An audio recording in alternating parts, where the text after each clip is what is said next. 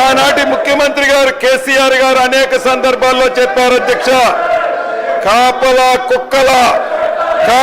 కుక్కల ఈ తెలంగాణ రాష్ట్రాన్ని కాపాడుతానని చెప్పారు అధ్యక్ష.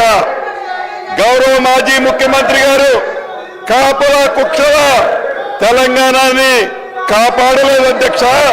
కాపలా కుక్కలా కాకుండా వేట కుక్కలాగా తెలంగాణ రాష్ట్ర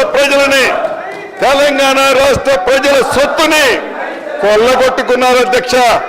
కొల్లగొట్టారు ఎందుకని అడిగితే, ఎందుకు కొల్లగొట్టారు పేదోడు సొమ్ము అడిగితే దానికి సమాధానం చెప్పారు అధ్యక్ష.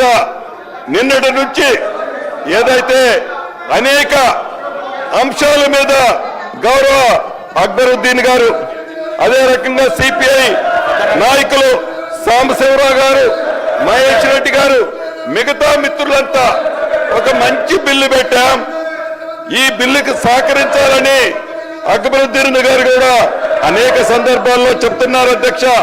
చూడండి ఆ దౌర్జన్యం.